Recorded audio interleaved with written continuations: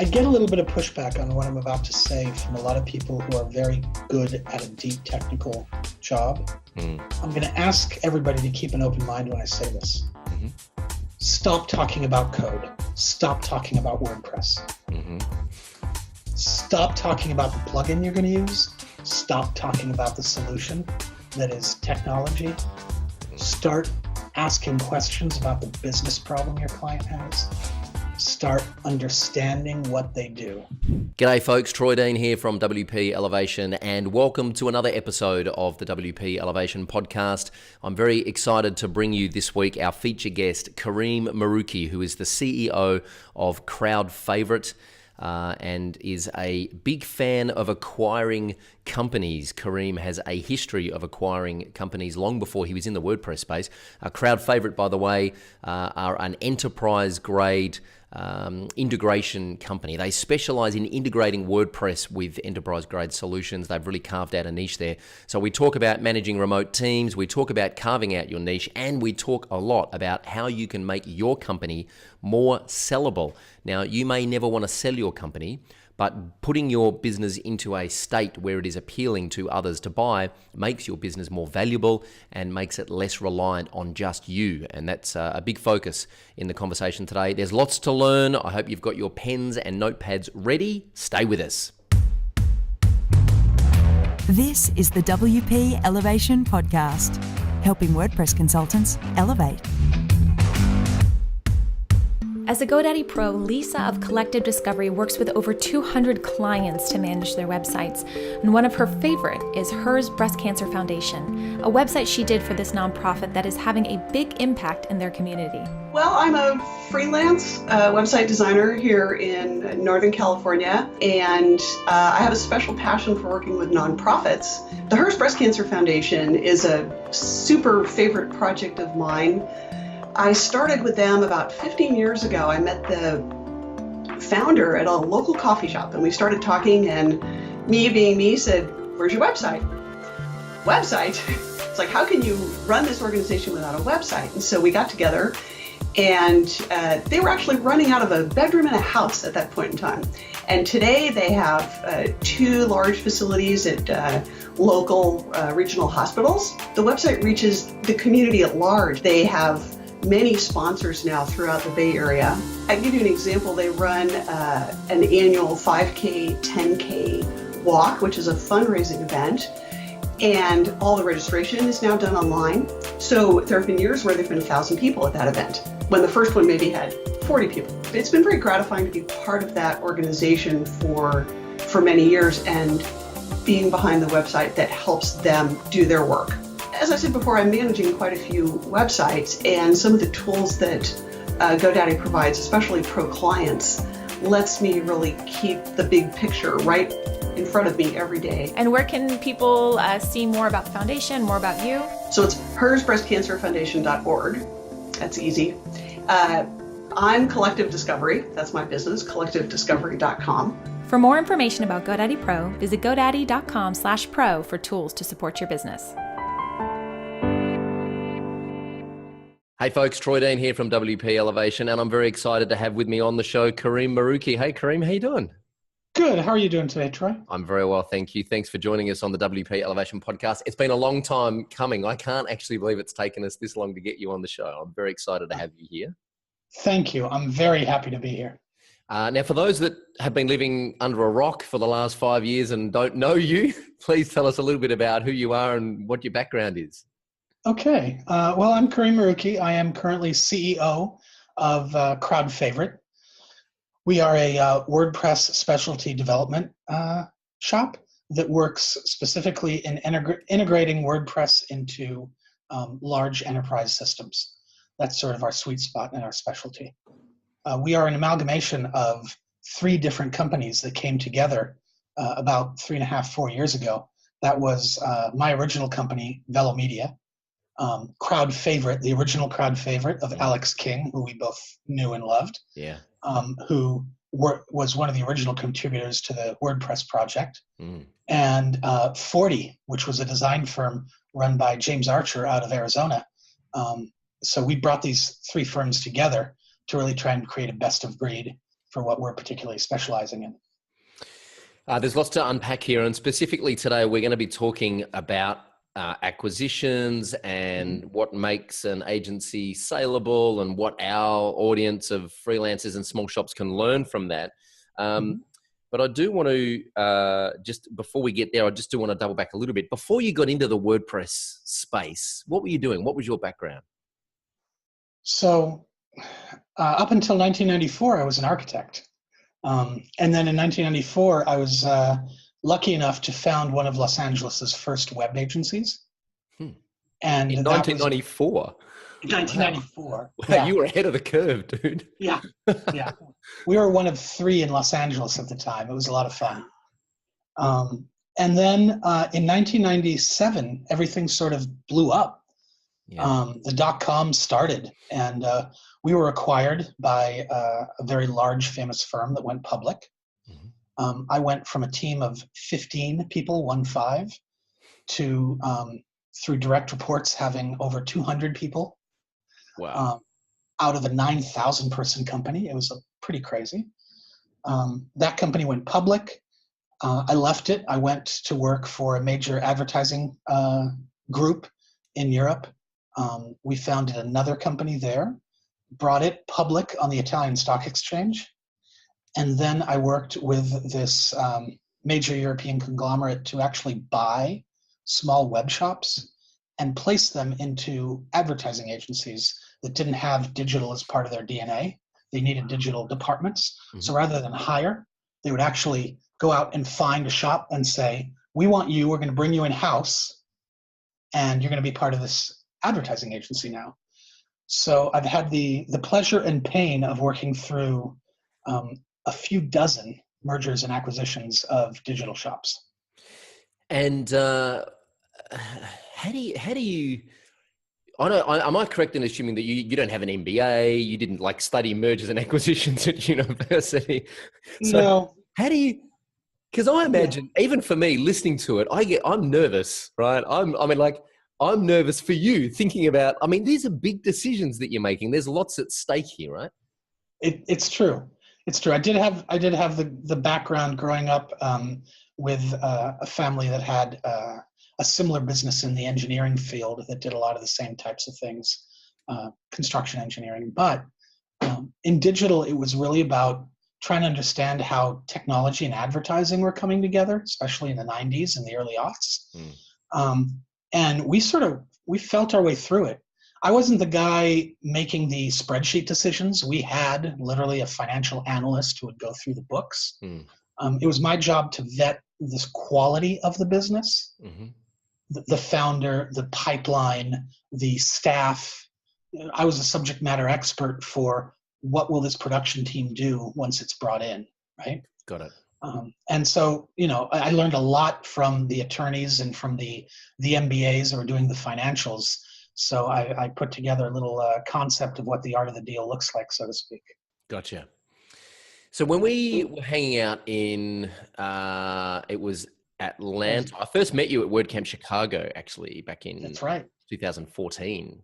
Yeah. And then we were hanging out at WordCamp Atlanta, what was that, late last year? Was that late last year? Yeah. It was. We spent a day, we went and hung out. We had brunch with your sister. And I started to kind of unpack your brain a little bit about what acquisitions look like. And I thought it would be valuable to try and unpack your brain for our audience, because a lot of our audience are freelancers or small shops that at some point they have this ambition to maybe get off the tools and build a business to support them. But I think a lot of us in this space don't actually realize what that looks like or what that means. And so I wanted to start by asking you, what are the reasons, as someone who has acquired companies, what are the reasons? Because there's more than one reason to acquire a company, right? What are the motivations for wanting to acquire a company? What are the reasons that you would go after a company? So within our particular space, to not try and give general ideas, and within our particular space, it usually falls into 3 categories. The first category for large agencies buying medium-sized agencies is a revenue or client play. They're looking to grow their revenue by X or acquire a specific client. The second play is quite literally market verticalization or specialization. That's number two, where the acquiring company sees, like Crowd Favorite did, we didn't have a very deep design department. So we said, let's go find the best design team we can and see if we can work with them first and then bring them in-house, which is what we did. And then the third level really boils down to the term that a lot of people know called acqui-hire. So bolstering the troops, bringing in maybe one or two experts that you may not have on your team, or depth of production, being able to handle more projects by having more people. And there it's a little bit of a financial play because yes, you're bringing your revenue up, but you also have more production hours to sell. So as long as the company you're acquiring has a stable enough pipeline, it should pay for itself. That's in quotes. So what's your favorite motivation for where you're at right now? If Crowd Favorite were, and maybe take the clock back 3 or 4 years, what were the motivations for acquiring, for Velo Media doing the merger with acquisition with Crowd Favorite and then 40? For us, it really was about market specialization. At Velo Media, we had a high standard around working with enterprise clients. Crowd Favorite was well known as an engineering firm, and then 40 was well known as a design firm. So we really said, okay, instead of having one culture take over others and make it its own, let's do this all at once. It was a little bit of a social experiment. Let's do this all at once, bring these teams together. And we didn't ever have the idea of being all things to all people. We did want to verticalize, but we wanted to make sure we were getting the best of breeds. So we found these specializations, we brought them together. And now 3 years later, I'm very happy with the results we're seeing. There were a lot of growing pains, there were a lot of moments where we were saying, oh my gosh, did we make a mistake? But to touch just on one little aspect of it, we decided going in to do this without any funding. So we had to make it work from day one, month to month. To do that, you have a very short runway to try experiments. That's the bad news. But the good news is you have nobody over your shoulder going, you have to make this work in a particular way financially right away. So we tried experiments. Some were successful, some failed. We tried little business ventures and little business units. And some of them dramatically failed and others are doing very well today. And we're really happy with that outcome because we were able to play around. So that's why we did it. We wouldn't be able to do that hiring one person at a time.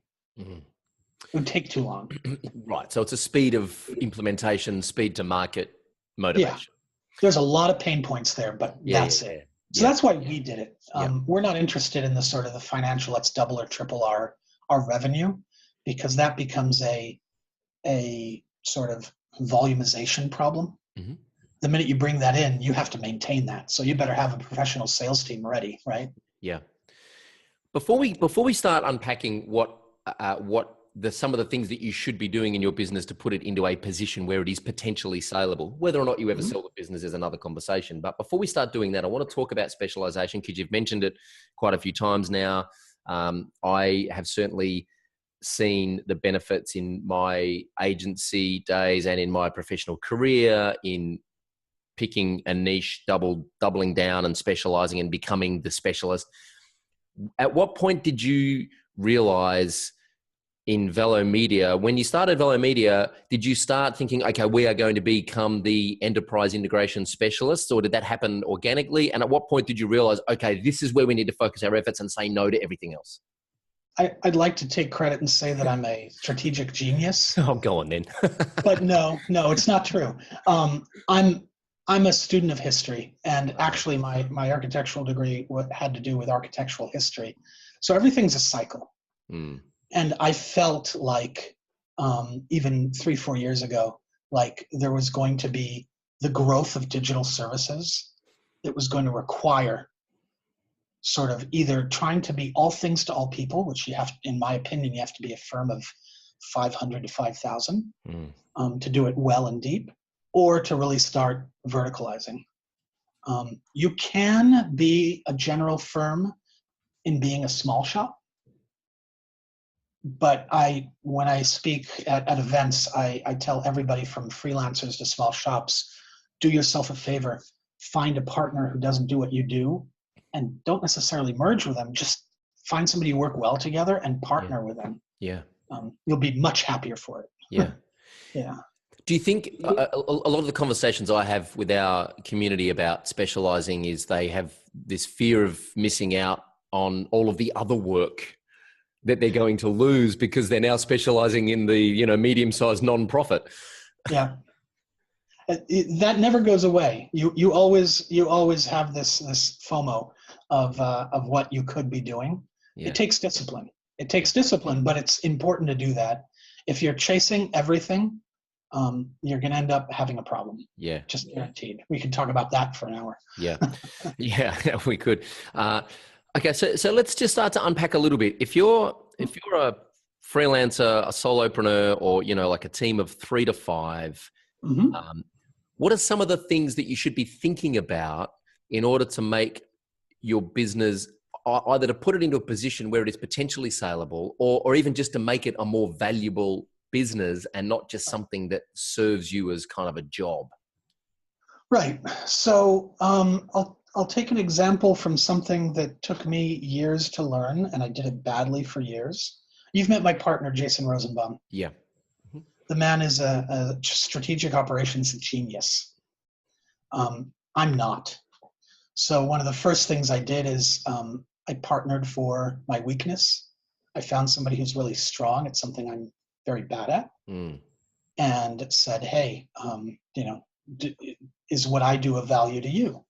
And we merged and talked, and next thing you know, what I did was fill in the gaps so that I can focus on what I do best, and bring in somebody who doesn't. So if you're an engineer by trade, first person to bring in is a good project manager if you're doing WordPress or freelance work, right? That's the concept. As a step one, is filling those holes. The next step right away is, are you making yourself redundant? Right? Are you making it so that you can go on vacation? That's a quick measure. Yeah. If you can go on vacation as a 3-person firm or a 5-person firm, if you, the head, can go on vacation for a week, let alone 2 weeks, and nothing blows up, you're doing pretty well. Yeah. Right? When I say vacation, I don't mean bring the laptop with you. I mean leave the laptop at home. Off the grid. Turn off the data. Yep. And the business keeps rolling and revenue keeps coming in and clients keep getting served and transactions keep happening, right? And somebody's looking for the next cycle of sales. Yeah. Right. A lot of smaller shops, their sales cycle is very entrepreneur based, right? It took me years to learn that, to make sure that you're expanding your sales team, even if you're 3 people. Just do that. Yeah. How do you, one of the things that there's a couple of things. One of the things I see is that a lot of people who have a technical prowess, they feel really valuable doing the technical stuff. So the minute they stop doing the technical stuff, they're not really sure what they should be doing, and they feel a little bit like a duck out of water. And they're like, well, I'm not really sure if I'm adding any value to anyone here because I'm not, cutting code. Whereas at least when I'm cutting code, I can see that my work is being valued. And second of all, so there's that. They're kind of not really sure what to do with themselves if they're off the tools. And they also don't believe that anyone else can do it as well as they can. Yep. You and I both know people like that. Yep. How do you overcome that? You're looking at one of them. How do you overcome that? The other one in the video, go on. How do you overcome that? How do you get over that mindset? Is it just practice? In my case, it's years of, bloodying my forehead on that brick wall. And how much do you want to suffer? One morning you're going to wake up and say, okay, I can continue to do this way, or I can get a little bit disciplined about it, right? Yeah. And we've, in our case, we've filled in the business with people who are better consciences.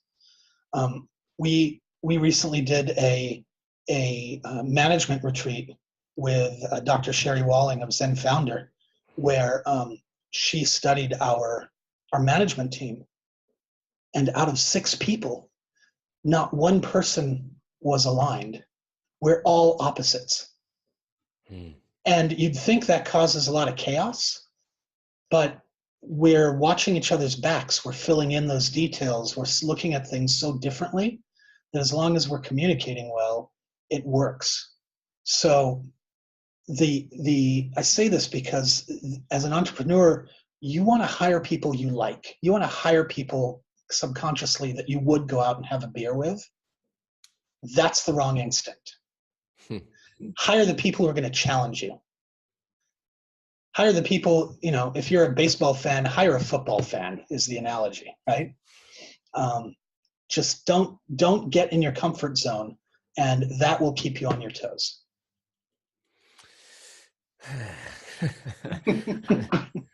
What do they say? When the student is ready, the teacher will appear.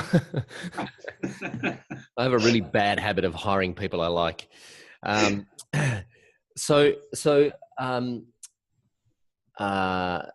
just want to unpack this for a minute. There was something else that you mentioned about the company retreat before we started, pre-interview when we're off camera. You mentioned something else that happened at that company retreat. Can you share that with us? Yeah. So another thing that happened was, and again, my partner coins the best catchphrases, but we looked around the room and we said, you know what? Every single person here, including me, is replaceable.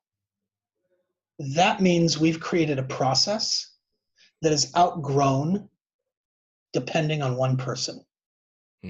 That's a measure of success.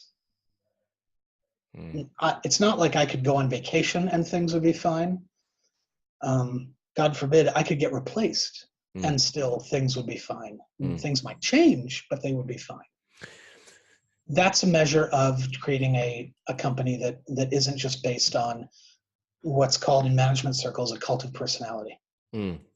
So one of the things I'm curious about around this stuff is, and this is something that I've been kind of, one of those internal struggles that I've had, or one of those internal conversations I've had over the last few years is, how much do you build process? I mean, we're big on building process here, and we're not perfect by any stretch, but we spend a lot of time building process and training our staff to follow process. How much do you rely on process, and how much room do you leave for human creativity within those parameters? Because I imagine if Kareem was no longer CEO of Crowd Favorite and tomorrow you were replaced by someone else, that the company would change in some meaningful way. Absolutely. And it sounds to me like you probably had a listening device in the room at our retreat. This is a subject that's always being refined. Walking away from mergers and acquisitions for just a second, there's a balance between creating a process that's so restrictive that people no longer think about an answer. They just give you the script answer. And creating a framework that allows people to shift and move. We had some growing pains where we said, all right, the only way we're going to survive this is to create some very deep processes. So we went from Wild West of throwing 3 companies together that had very different processes, so there's no process, to we spent a long time coming up with a very strict process. There was this curve of it got better, it got better, it got better, and then it got so restrictive that it went down again. So we had to take our foot off that gas, and you end up seeing that now we don't talk about processes, we talk about frameworks. That's the language in the company. Is there a framework that we can approach this problem with instead of is there a process? This is singing to me like you wouldn't believe, because we are in the middle right now of unwinding some of our deep automation processes because we've found that we are turning our people into robots. And and I believe the business is suffering because we're missing out on their creativity. So we're now, I'm currently right now going through this, is how do we unpack these processes, but how do we still give people parameters within which to bounce around? And for our vertical, it's extremely important because our sales pieces, we do bespoke work. Yeah. I'm not selling you a software package. I'm selling you the fact that we can actually do some very deep customizations. Yeah. So if my staff has an exact process for doing X, Y, Z in WordPress, and they're not ever questioning that or looking at that. I mean, again, another subject for another show, but Crowd Favorite now only officially does client work Monday through Thursday. Friday is an internal day only to look at processes, to look at what we've been doing, to work on non-revenue projects. And that's important. The creativity is starting to come back. So how do you have, like, on it, you know, we talk a lot about vision, values, mission, these kind of esoteric terms that nobody thinks mean anything, but we know that our values tend to kind of dictate, or at least give us some direction with the frameworks and the parameters that we try to put in place so that people can bounce around and be creative, but they know that they need to operate within these sort of walls. How do you design those kind of flexible frameworks? Is it that you've just got such a clear vision for the company that everyone's sort of on the same page? You'd think. I think if you had my team on here, they'd say one of the biggest problems with us, and I don't mean to be talking about Crowd Favorite so much, but we end up going here, is I'm so far ahead of what the rest of the team is doing that one of the feedback loops that I got from my team is you need to slow down and communicate back to us. Yeah. Because if you're out there changing our face and changing what we're doing with the next large client, we need to hear that internally more. Yeah. So we're actually starting a whole new concept around internal communications. And, you know, I was the roadblock. Right. Specifically because I was out there ahead of everybody else. Oh man, I feel like I'm looking at a mirror here. So, and you guys are a distributed team, right? We're mixed, actually. That's right. We've always been mixed, but we are our highest ratio of distributed. We went from having 4 offices around the world to now having 1, and the rest of the team is distributed. And we let the employees make that choice. So how, because I feel this too, like I have a very clear vision in my head of what's happening with the business and where I want it to go. And then I can't understand why the rest of the team don't understand my vision because I haven't bothered to tell anyone. Funny about that. I think they should all be mind readers. How do you, just very quickly, some of the tools you use to keep in contact with the team and some of the practices that you try and practice to improve that communication? Okay, so some of the new tools that I'm rolling out now. These are things that I've used successfully when we had a team of between 1 and 200. That now we're rolling out to a team of less than 100, which is video blogs that they can watch when they want to on our intranet. We have an intranet where we're doing a lot of documentation. We have a company financial meeting once a month. Where all the department heads have to actually give the financials of each department to the entire team, and that's broadcast. For anybody who is up at the hour that it's done, there's an open Q&A where any question is accepted, and sometimes those questions can get pretty harsh. Wow. And in a good way, sort of, you know. Sunlight is the best disinfectant of trying to fix something, right? So between the company meetings, between posting on our intranet, and I use Google Hangouts as a virtual conference room. There are certain hours where I will keep, everybody knows that I have a specific URL within the company, and I have that on when I'm sitting at my desk working. Yeah. I might have it muted, but I have it on. Yep. So people can virtually walk by my office. Yeah, it's great. And say, hey, I'd like to talk to you, rather than there's a whole thing happening in the entire world right now about Slack and where the limits are. But instead of having to look for somebody on Slack or look at their calendar, you can elect to just hit that button and say, you got a minute? And they might pop on and see that I'm on a phone or something else and, come back. But it's literally like being able to walk into the room. That's great. Yeah. I love it. That's really good. How do you feel about Slack? It has its place. Yeah. It's not the magic bullet everybody talks about it being. It's not. We're really starting to question it here, and we're finding it's more a distraction than anything. That's a whole other conversation. Along the lines of not doing too much process, we're not coming out with a policy for Slack. We're coming out with recommendations for Slack. Yeah. And we're posting them, right? Yeah. We do have 1 or 2 rules about Slack, but they're going to be sort of recommendations, and we're gonna blog about that and put it out there for folks. I'll make sure you get the link. Great, that would be good. What do you use for your intranet? WordPress. Cool. Great, nice one. Good answer. A customized WordPress install. Fantastic. So just back to the acquisition thing for a moment. What are some of the other practical things? So making yourself redundant, building a structure and process, not a dependency. So building a business that's not dependent on you as a key person, but building it in a way that you are replaceable. Specializing. I imagine that a small shop is more appealing if they are specialists rather than a general workshop. Absolutely.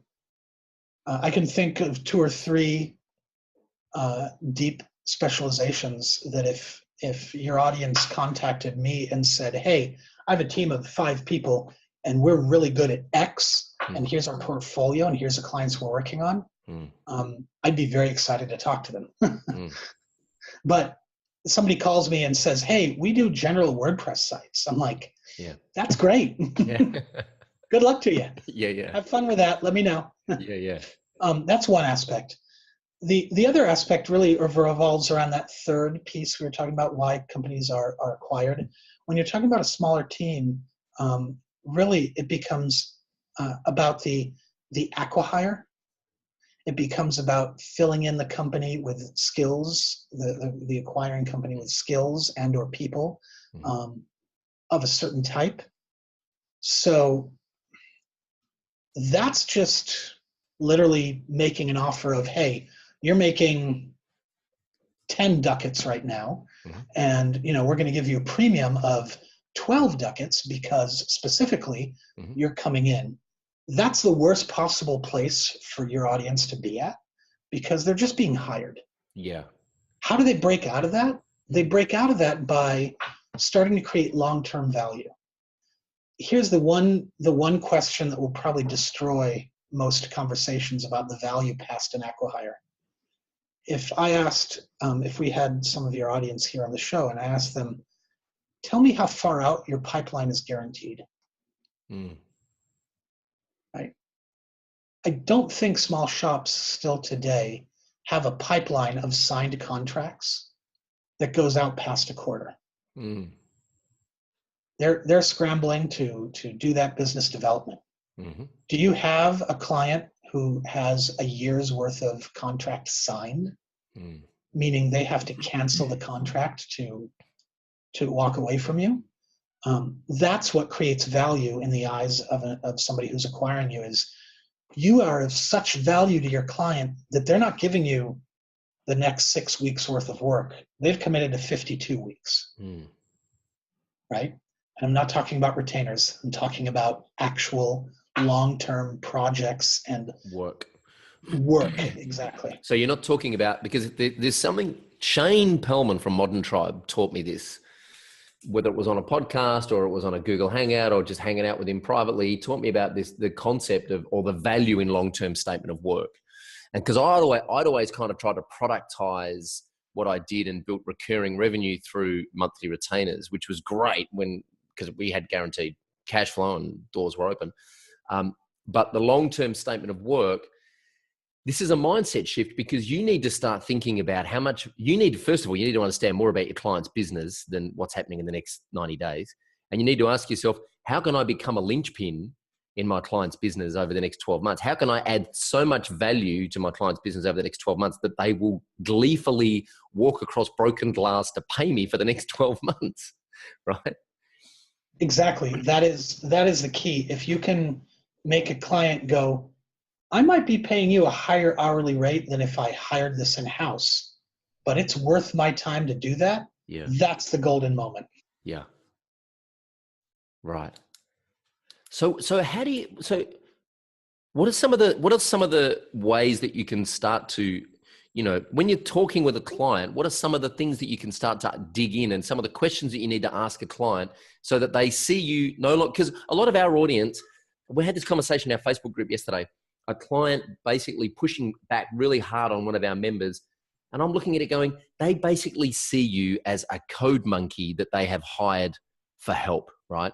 Right. You may as well be on Upwork, right? Because that's how the client is perceiving you.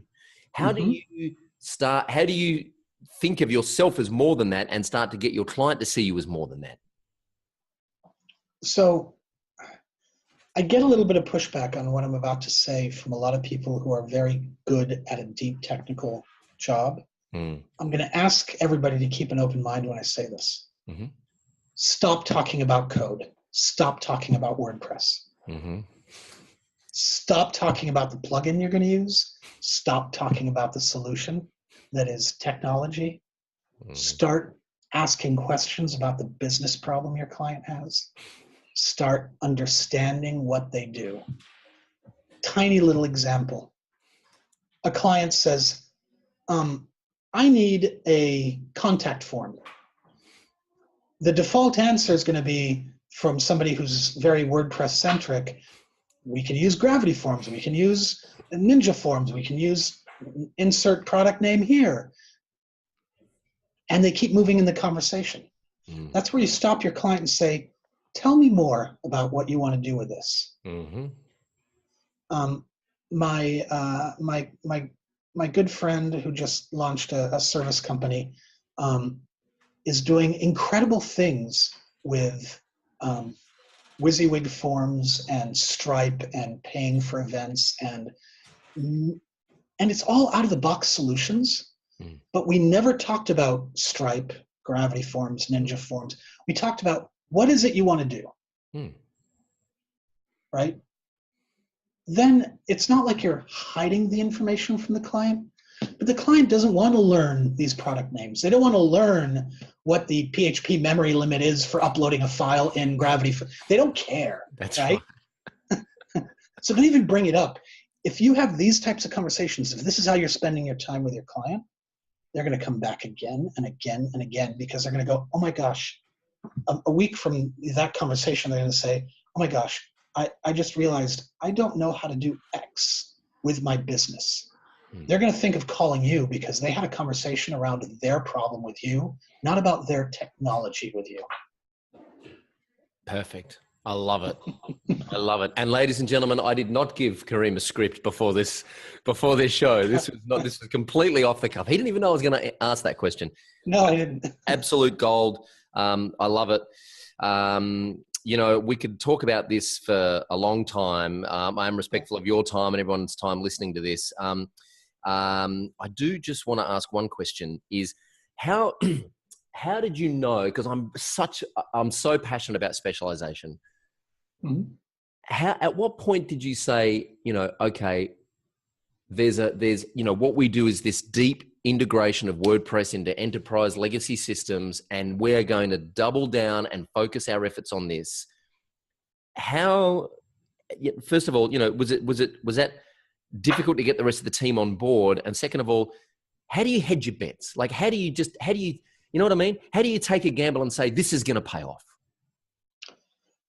Two very different questions. So the first part of that being, how do you handle that diversification or specialization? You have to take the gamble. You have to say, this is where I think it's going. And this is where I'm going to double down and do the business development. And it doesn't happen overnight. I mean, there's two ways to do it. The first way to do it is to magically find $1 million, put it in your bank account and say, I have a year's worth of runway or more to specifically try and find this type of work. And I'm not going to take work. I'm just going to pitch this until I get it. That's awesome. But at some point, you've got to pay that money back. Yeah. The other way to do it is to do a very disciplined balance of, I'm taking in some of the work that's coming. And even if it's a financial difficulty, I've got to push some of it off. So I'm willfully making room to go down a path and find the right client of where I want to grow the business. And it's hard. The smaller the team, the harder it is, because everybody's got to wear many hats. Yeah. But, the company that is Crowd Favorite today started with 4 people. So it's doable. How many are you now? We flex because of what's going on. We just came down a bit on purpose. So we're around 40 at the moment. Okay. So we hit about a high of 65 because of integrations. And we said, I think we want to specialize. So it fluctuates. We have one of the beautiful things about not having a need to hit a number. We've grown and contracted the business depending on our gambles and our bets that we want to make. So we've been able to do that and change the business dramatically whenever we wanted to. You can't do that if you take somebody else's money, and you have to do that. You can't do that if you're hiring over 100 developers, like some of our brothers in arms are doing. You have to just keep feeding the monster once you have over 100 people, unless you're willing to shed them. Yep. So then it becomes a question of culture. Which I will get you back on the podcast at some point to talk about, because that's a whole other conversation, and one that I am definitely wanting to explore at some point. Absolutely. Well, if nothing else, this has been extremely valuable for myself. Has been a big kick in the pants and a reminder on what I should be doing, and the direction I'm headed is the right direction, and it's been very valuable. I hope it's been valuable to someone else listening. I'm sure we'll get some comments on this, so I'll make sure I get you a link when this goes live, and we can come back and continue the conversation if anyone has any questions. Kareem, thank you so much for spending some time with us on the podcast, and I wish you all the best for the future of Crowd Favorite, and I look forward to keeping in touch. Thank you, Troy. I'll be here. Cool. Looking forward to it. Thank you. I hope you enjoyed that episode of the podcast as much as I did. I took a lot of notes and learned a lot from Kareem, and I'm looking forward to having him back in WP Elevation in some way, shape or form. After the call, we spoke about the possibility of getting him back for some deep dive webinars, so keep your eyes out for that. Of course, all of the show notes and tools and resources we spoke about today will be at wpelevation.com/Kareem Marucci, which is Karim Marucci, Kareem Marucci. All the show notes and resources will be there. While you're there, please leave us some feedback in the comments section, and please subscribe to the podcast and give us a rating and review. It really does help us come up in the search results and get this podcast in front of other WordPress freelancers and consultants just like you. Just go to wpelevation.com/iTunes and you will be redirected to the podcast there on iTunes. Thanks for tuning in. We look forward to your company in the next episode of the WP Elevation podcast. Until then, I'm Troy Dean. Go Elevate.